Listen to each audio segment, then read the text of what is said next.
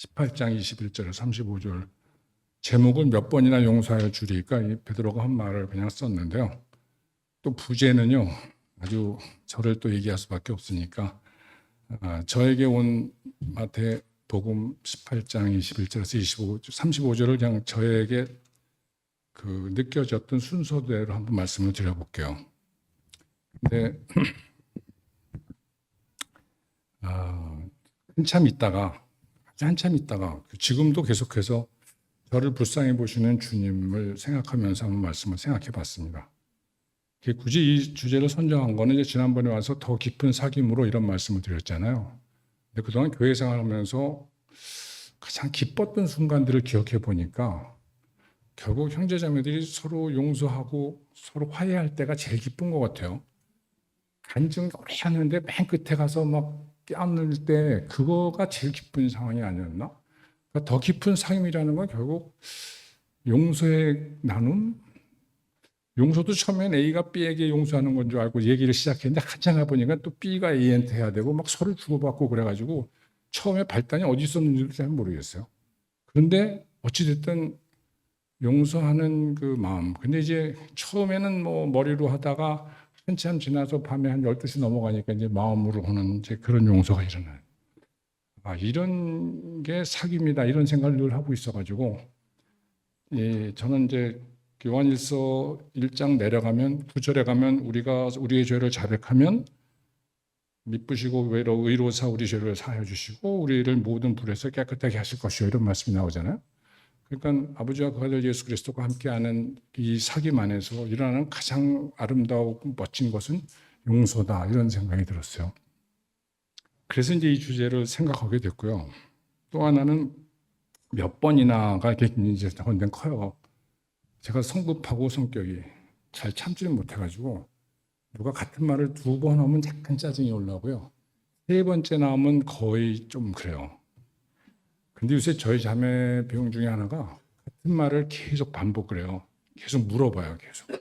예를 들어서 뭐 누구 이름이 뭐야 이렇게 물어보면 근데 그걸 밤에도 물어보면 굉장히 힘들어지는데 그래서 몇 번씩이나 이렇게 제가 하지 않았겠습니까? 그런데 갑자기 몇 번이나가 굉장히 크게 울림이 오는 거예요. 몇 번이나. 그래서 내가 몇 번 참을 수 있나? 아주 컨디션 좋은 날은 한 5번?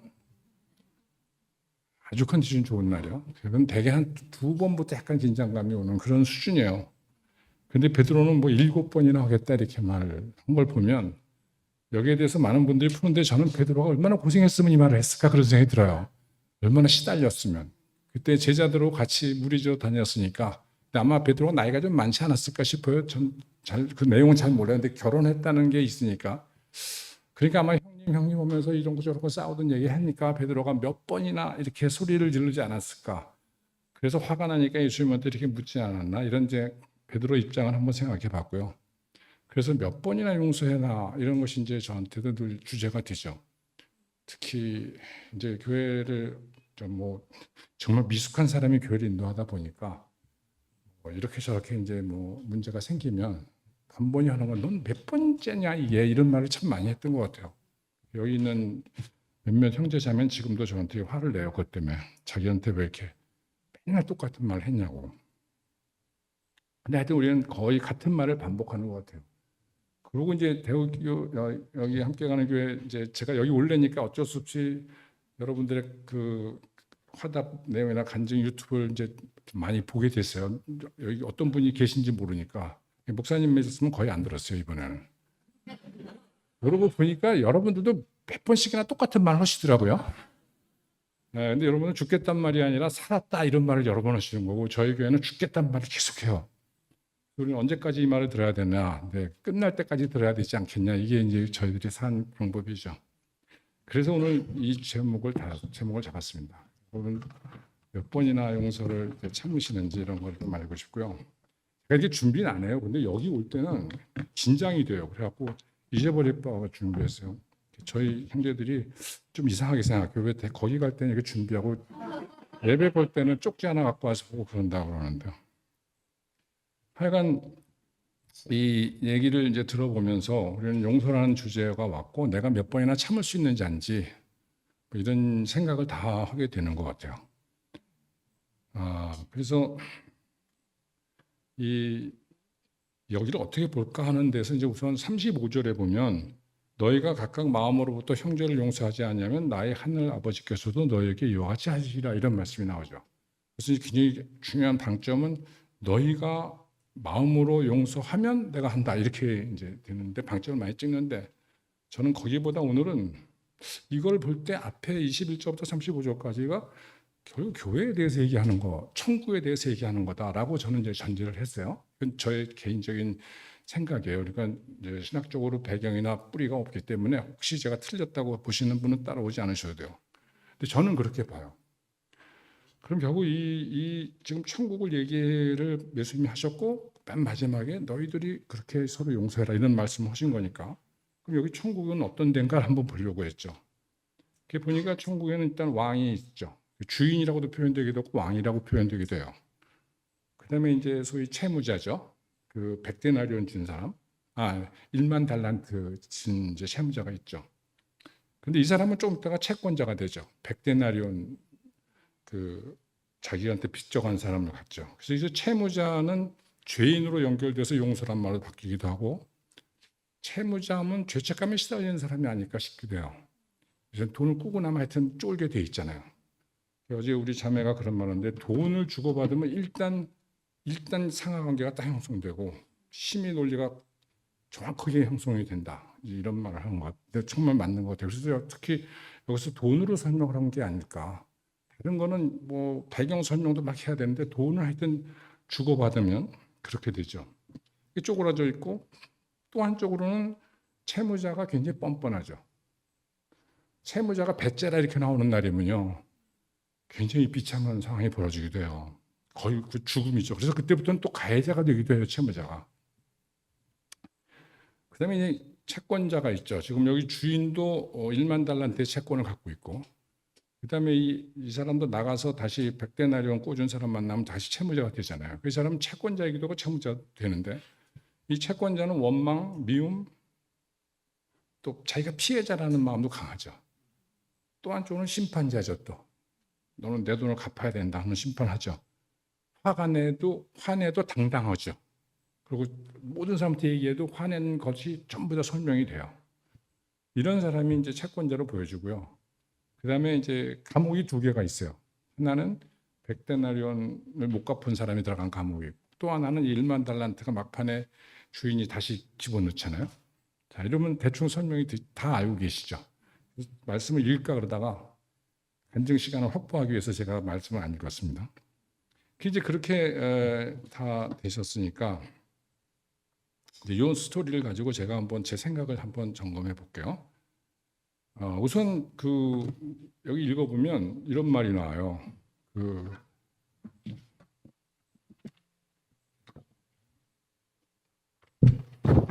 미안합니다. 천국에는 그 중도가 결산하려 하던 어떤 인군과 같으니 결산할 때 1만 달란트 빚진 자 하나를 데려오매 또 딴 데 가면 끌고 오매 이런 말이 있어요. 그래서 이걸 보면은 이 사람이 1만 달란트 빚지고 나머지 사람들은 다 결산이 끝난 것 같아요. 그래서 일단 이 장면에 나오는 데서는 1만 달란트 주인한테 1만 달란트 빚진 사람은 이 사람 하나다. 지금부터는 A씨라고 부르겠습니다. 제가 A씨예요. 그 옆에는 다 그 사람 끌고 오고 나중에 또 뭐 주인한테 가서 일러 바치는 사람도 있는데 그 사람들은 결산이 끝난 사람들이라고 저는 이제 가정을 할게요. 그 사람들 별 문제가 없어요. 그래서 그렇게 가정을 하면 이제 이 사람은 도대체 왜 이렇게 1만 달란트나 빚을 졌나 하는 문제가 항상 나오죠. 그래서 어제 저희 형제들하고 같이 얘기했는데 이제 여러 가지 생각을 한 거예요. 이 사람이 왜 이렇게 빚을 많이 졌을까? 잘 모르겠어요. 근데 나중에 설명해 보기로 하고요.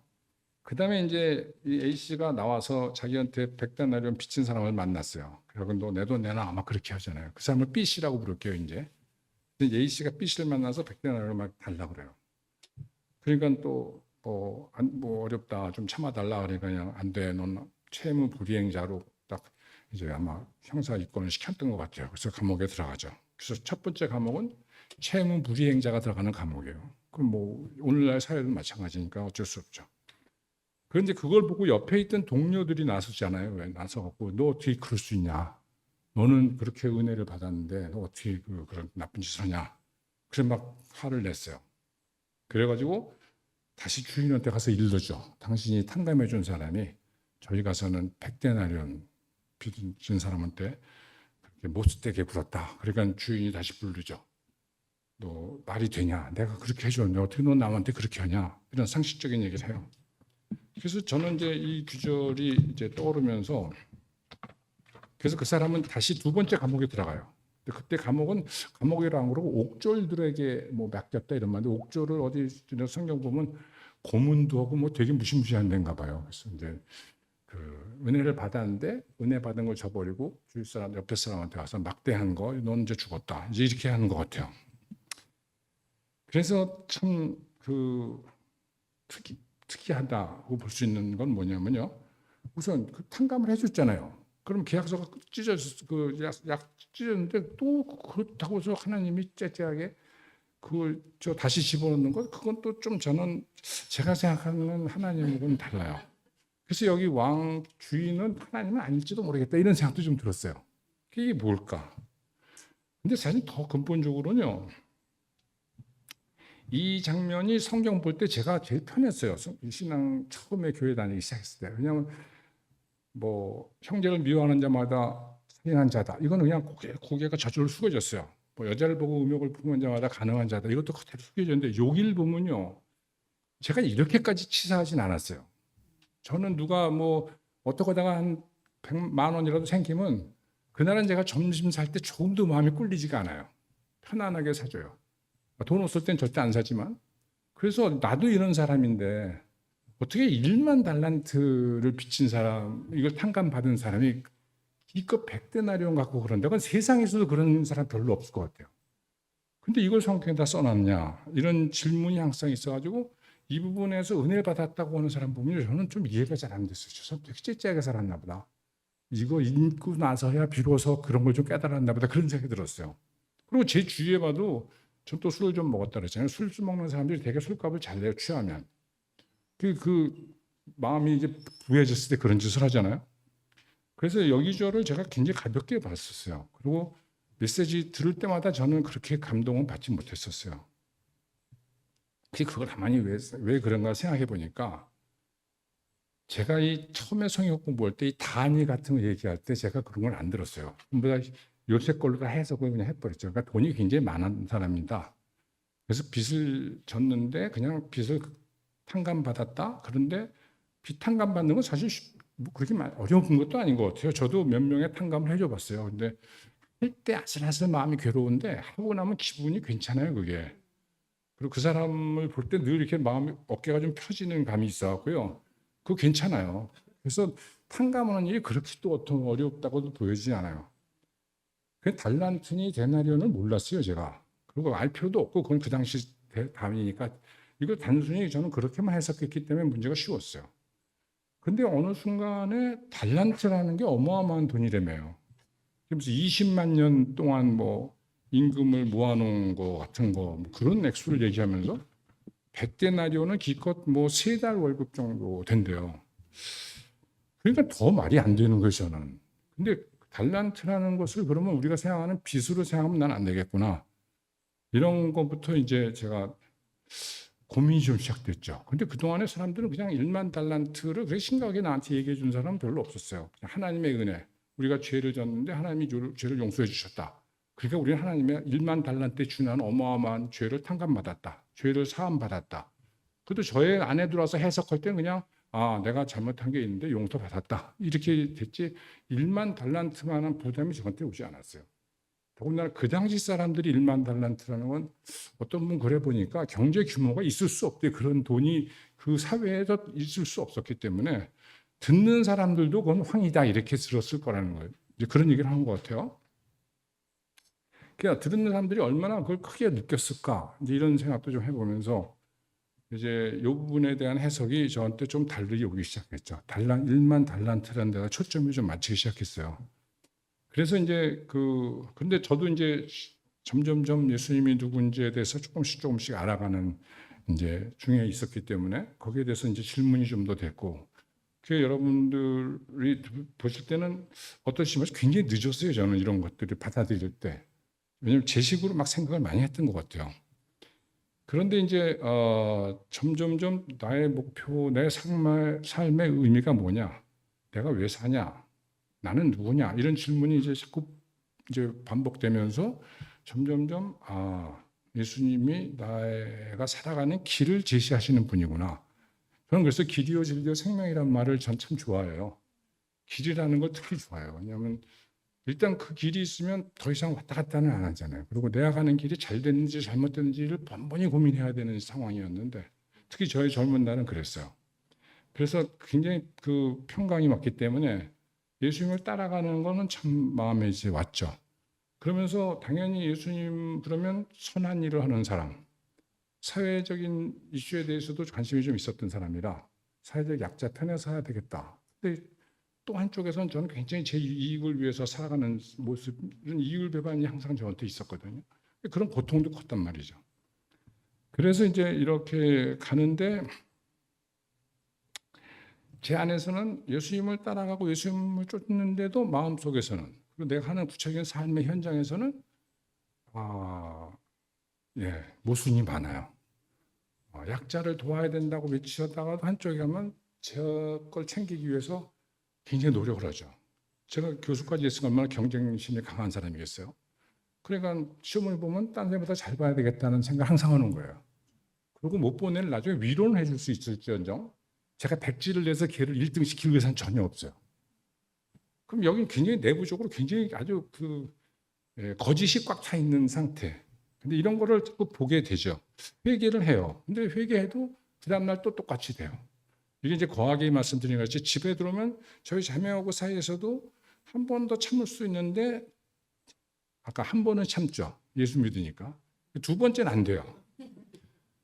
이런 게 저한테서 굉장히 혼란스러웠어요. 그게 이제 제 신앙 아마 한 5년 이상 그런 이제 시간을 반복해요.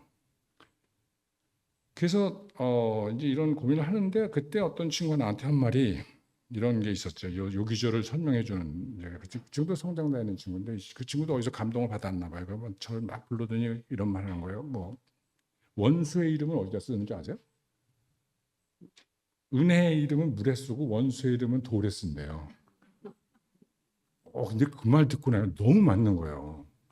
내가 밥 사준 사람은 거의 잊어버려요. 제가. 근데 내가 밥 사준 사람은 딱 적어놔요. 제가. 예.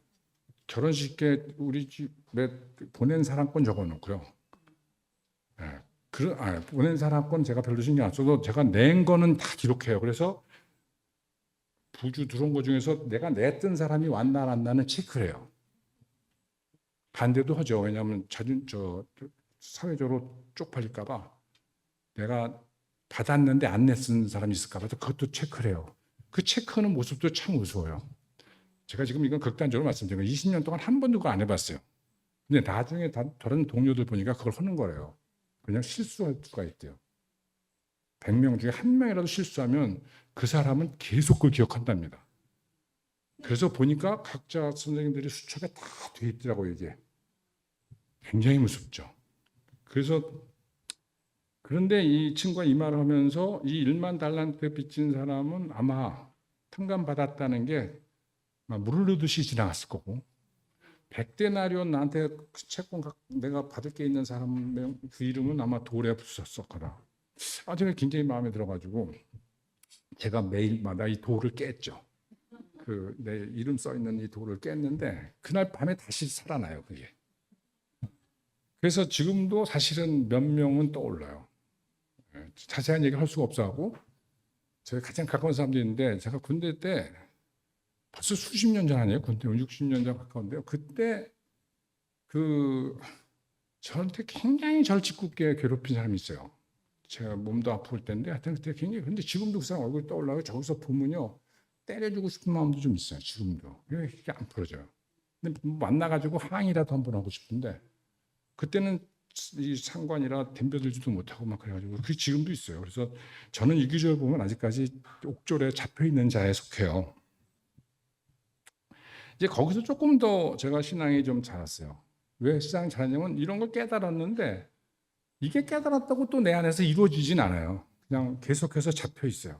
없는 듯해지죠, 점점 더. 근데 없는 듯한 게 사실은 용서 그런 건 아니고요. 잊어버리게 돼요. 그리고 자꾸 멀리 한 발 조금 멀리 떨어지면 훨씬 더 편해지고 오랜만에 만나면요. 그냥 웃을 수도 있어요. 근데 헤어지고 나면 다시 그 느낌을 와요. 그래서 굉장히 그 고통을 많이 받았죠.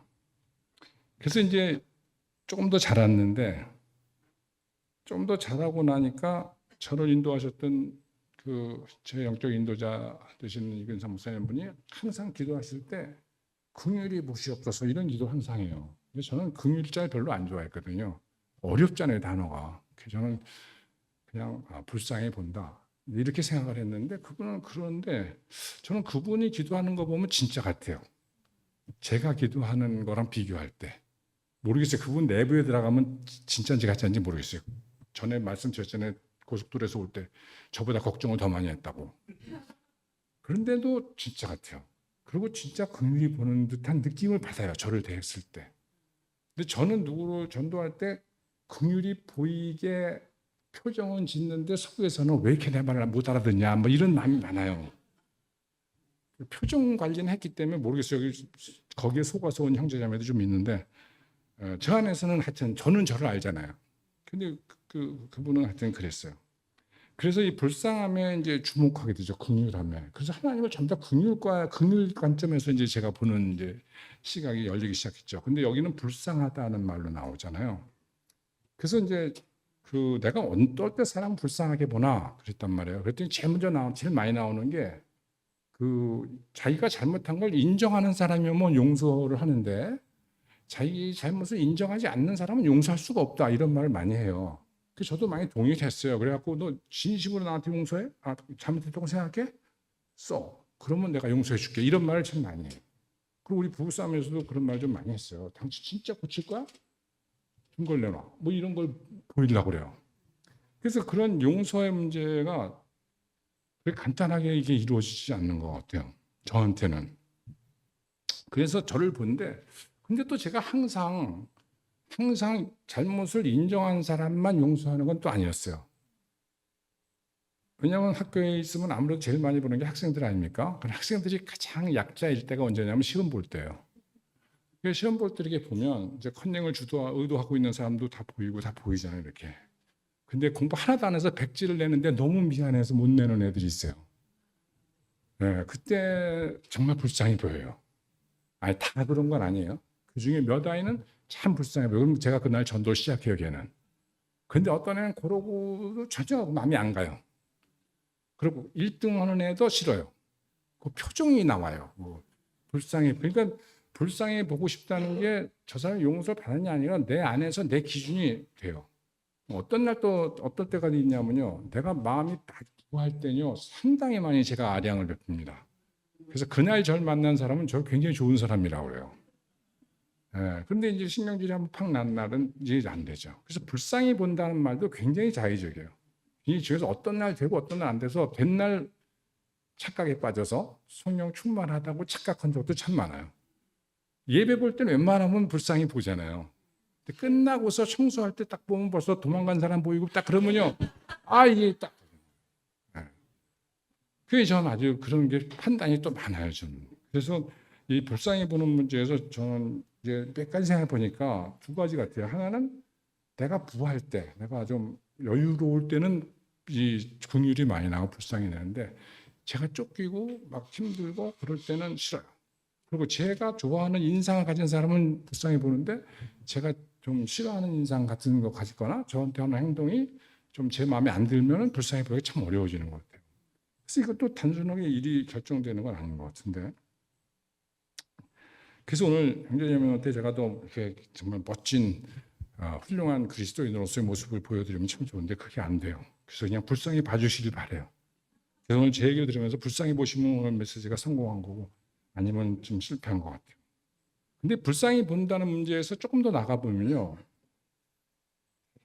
표정으로 불쌍히 볼 때도 많은 것 같아요. 그래서 처음에는 그렇게 많이 안 왔다가 한참 있다가 불쌍해 보이는 사람도 좀 있는 것 같아요.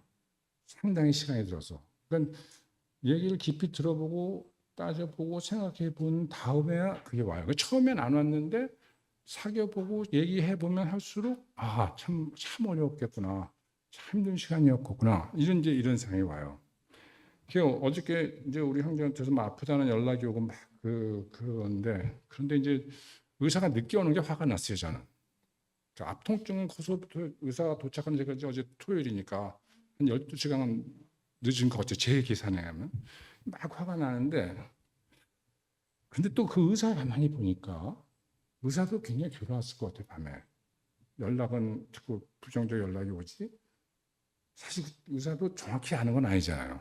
그러니까 이게 함부로 내가 사람을 볼 수는 없는데 그것도 한참 생각하니까 왔어요. 처음에는 우리 형제만 불쌍하지 지금 이 사람은 막 잘못한 사람 같은 느낌이 막 드는 거예요. 그래서 불쌍히 본다는 말이 이게 간단하지가 않아요.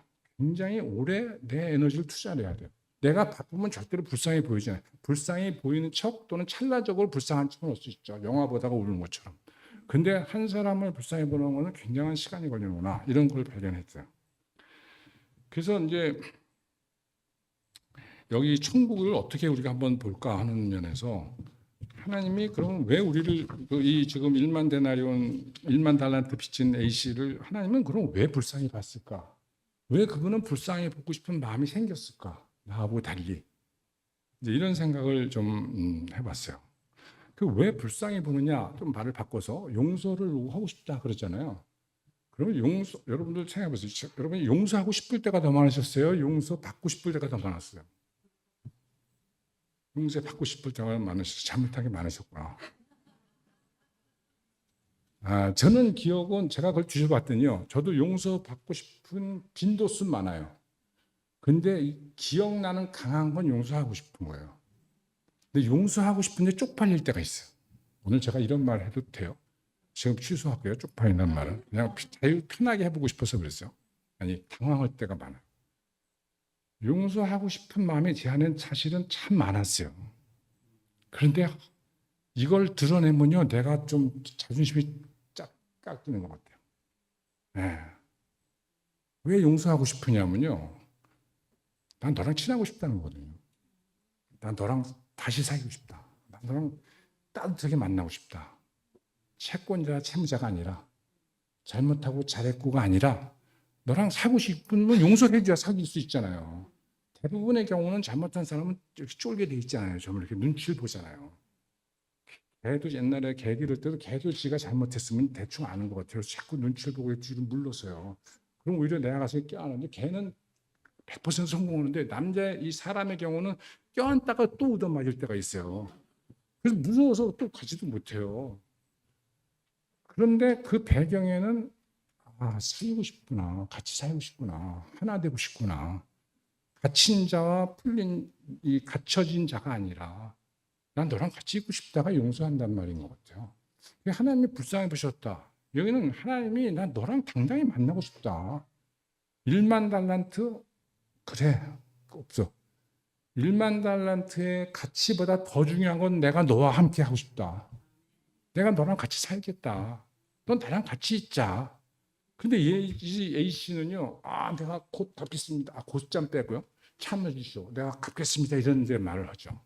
이 듣는 사람이 얼마나 고통스럽겠어요. 너가 다, 니네 뭐 와이프 주고 뭐 가족 다 내놔도 안 되는 돈인데. 그래서 저는 이 부분에서 이 용서의 목적은요, 화목, 우리 쉬운 말로는 사이고 같이 살자. 그래서 용서를 하고 싶은 경우가 더 많았던 것 같아요. 물론 이 마음엔 제 여린 성격도 있는 것 같아요. 갈등이 싫으니까 빨리 갈등을 해결하고 싶어서 이렇게 팽팽한 관계, 서로 눈치 보는 관계 빨리 털고 싶어. 같이 만나고 싶다. 이런 말도 있어요. 근데 그것이 처음에는 그런 것도 잘못됐다 이런 생각도 들었는데 지금 생각해보니까 같이 만나서 사는 것이 더 중요하다는 거죠. 그래서 저는 이 불쌍히 보는 이 하나님의 마음, 이 주인의 마음을 저는 그렇게 읽었어요. 그러니까 빨리 불쌍히 보고 다 탕감해 줬다는 거죠. 그렇게 보면 이제 1만 달란트의 빚진 자의 문제는 저한테서는 굉장히 쉽게 해결이 돼요. 왜냐면 그 속성은 저 안에도 있었는데 이제 용기를 가질 수 있는 것 같아요. 아, 나도 이제 이렇게 하자.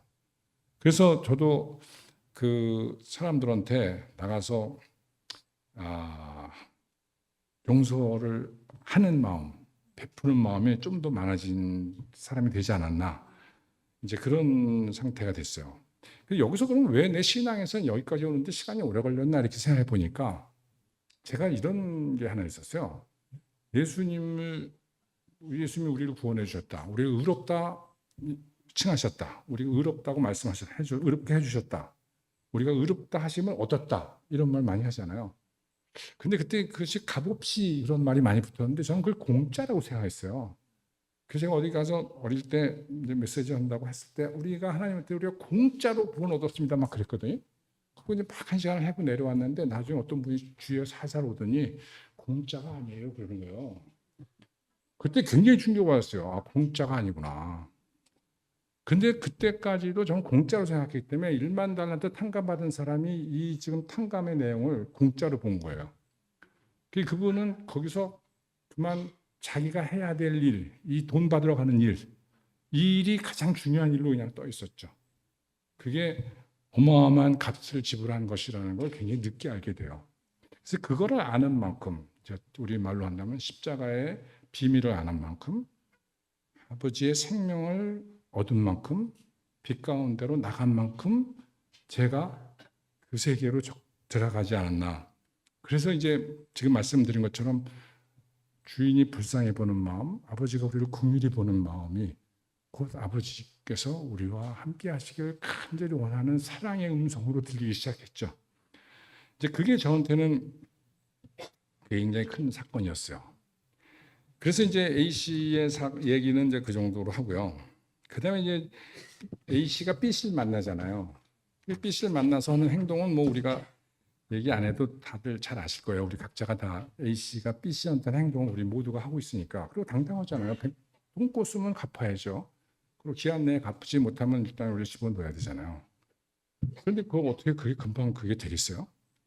그런데 여기서 중요한 걸 저는 하나 발견하는 건 최근에 이제 전에 말씀드렸던 어떤 그 저한테 영향을 많이 주고 있는 목사님이 이제 하신 메시지가 됐는데, 이분이 굉장히 여기를 잡더라고요. 근데 여기서 B 씨가 불이체무 불이행으로서 들어갔고 A 씨가 가서 막 이제 압박을 가했잖아요.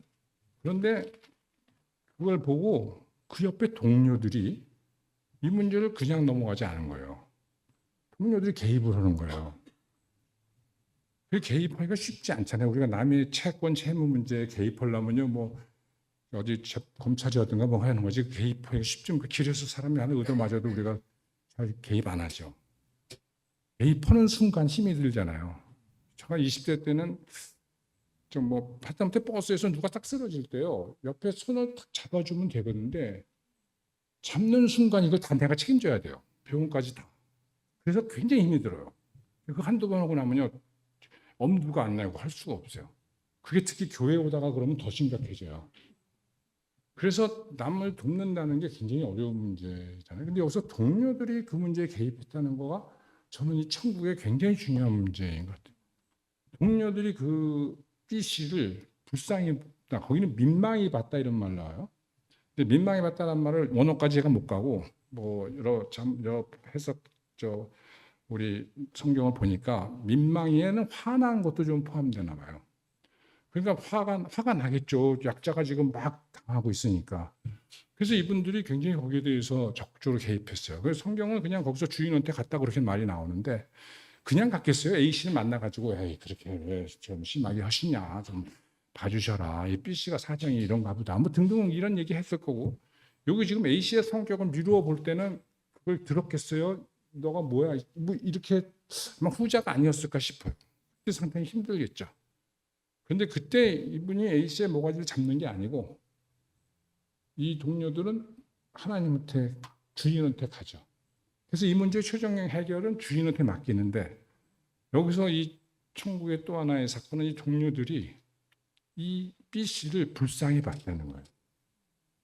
B씨를 같이 봤다는 거죠. 그래서 아까 제가 전제를, 이 동료들은 아마 주인과 계산이 끝난 사람들일 거다.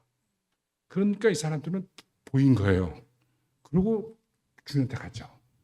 그래서 전 이 부분을 보면서 그동안 제가 쭈비쭈비하고 무서워하고 나한테 올 피곤함을 생각하면서 이렇게 주저주저 했던 것에 대한 상당한 통증을 좀 느꼈어요. 내가 이렇게까지 주저주저 할 필요는 없네. 이런 느낌도 들어요. 당당히 여기서 이 동료들은 주님한테 갔죠. 어쩌면 이것이 기도일 수도 있어요. 상황에 따라서. 우리 교회에서도 어떤 사람은 고양이를 불쌍히 보는 사람들도 있어요.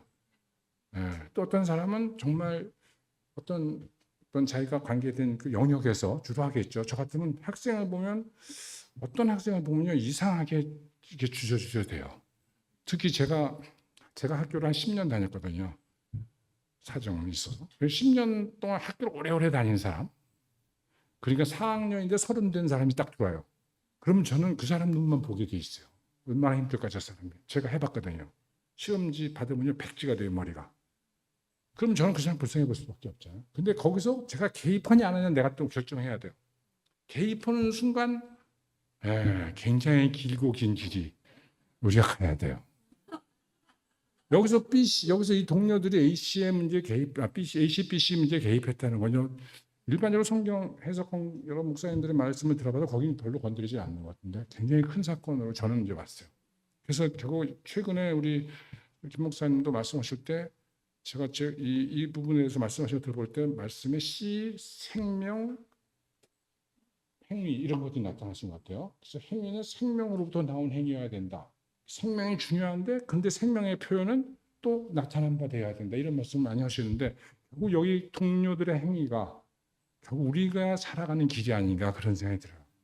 그래서 우리 주위에 불쌍한 게 무엇인가 보여야 되겠죠. 근데 불쌍한 게 그냥 보이진 않아요. 시간을 둬야 되죠. 그것이 아마 우리가 한 사람을 전도하는 긴 여정이 아닌가 생각해요.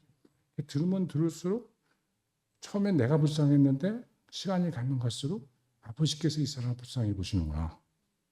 이것이 아버지의 뜻이구나. 이 사람이 회복되는 게 내가 처음에 생각했는데 아버지의 뜻이구나에 가면 그러면 굉장히 성숙한 상태에 도착되는 것 같아요. 근데 처음에는 그냥 저한테 이렇게 보여서 시작이 됐어요.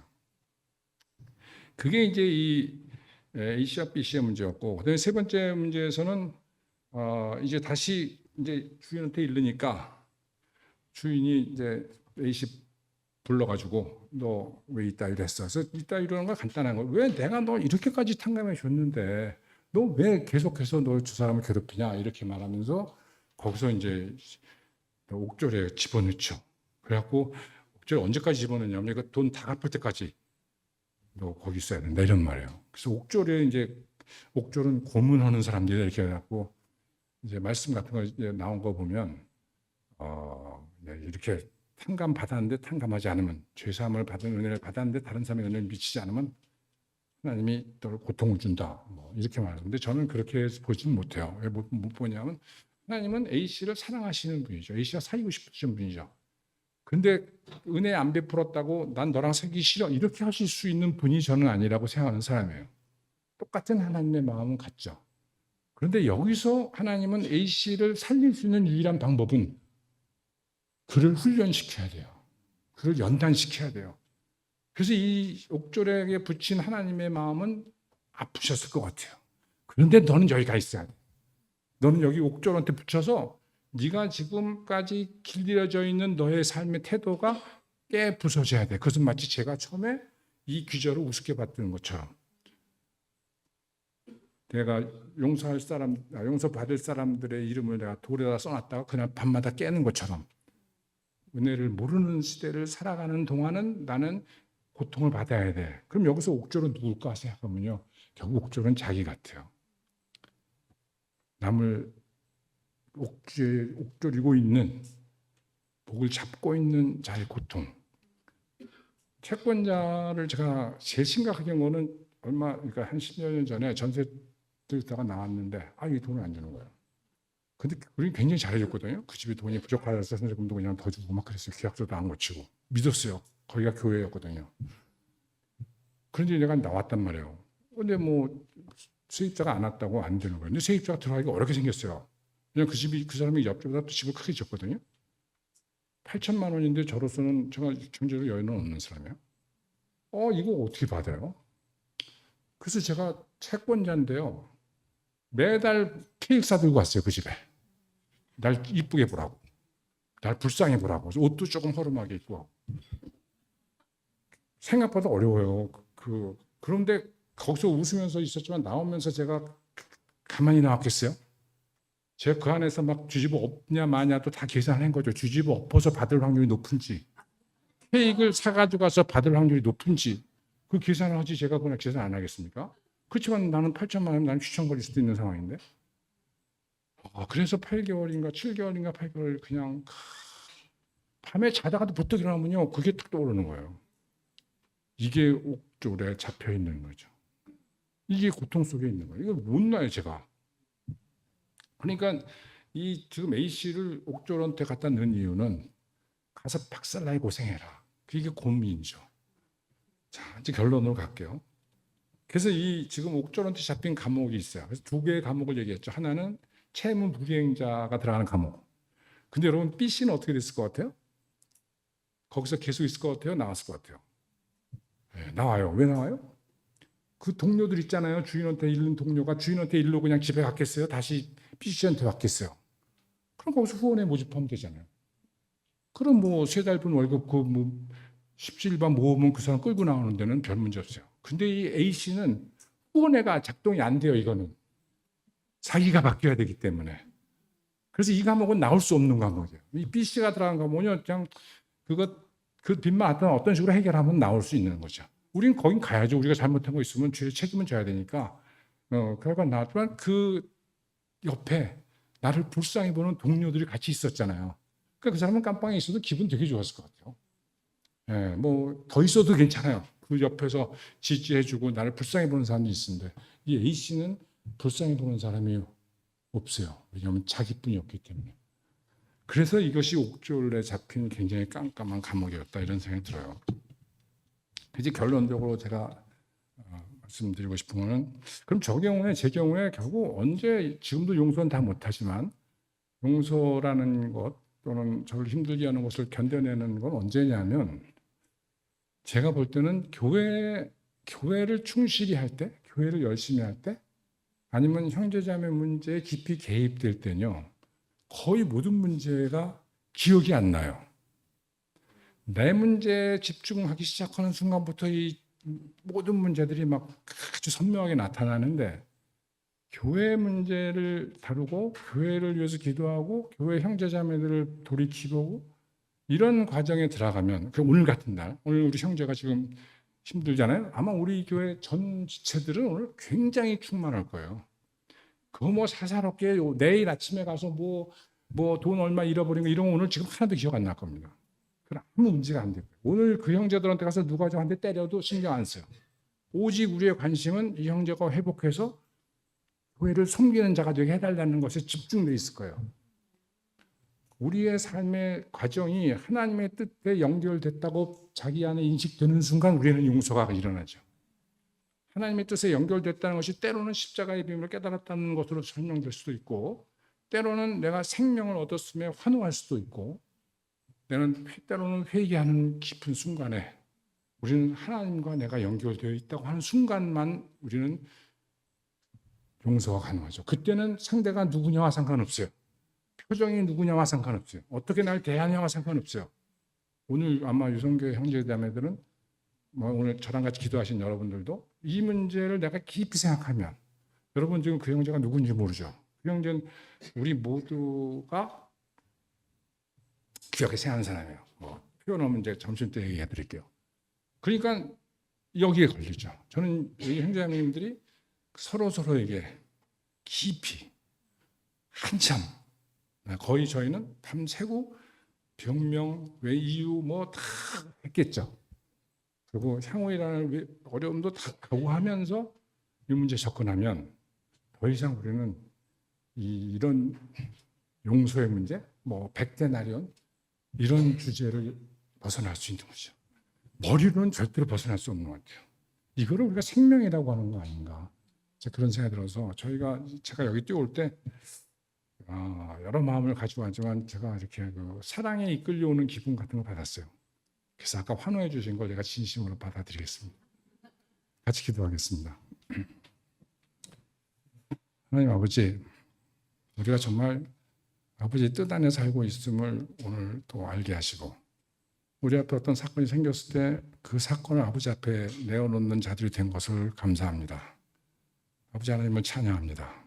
아버지 하나님이 우리에게 삶의 방향과 목표를 제시해 주셔서 이제 더 이상 우왕좌왕하지 않고 그 한 길로 가게 하신 걸 감사합니다. 오늘 여기 이 BC 앞에 나타난 동료들, BC를 불쌍히 보여 나타난 이 동료들처럼 우리의 구체적인 삶의 현장에서 구체적인 도움이 필요한 자에게 우리의 시간과 우리의 마음을 드릴 수 있도록 역사해 주시옵소서. 그리고 그 순간마다 우리를 움직이는 분이 성령님이신 것을 우리 모든 생명이 느끼게 하시고 기뻐하게 하시고 감사하게 하시는 그런 은혜를 간절히 간구합니다. 예수 그리스도 이름으로 기도하였습니다. 아멘.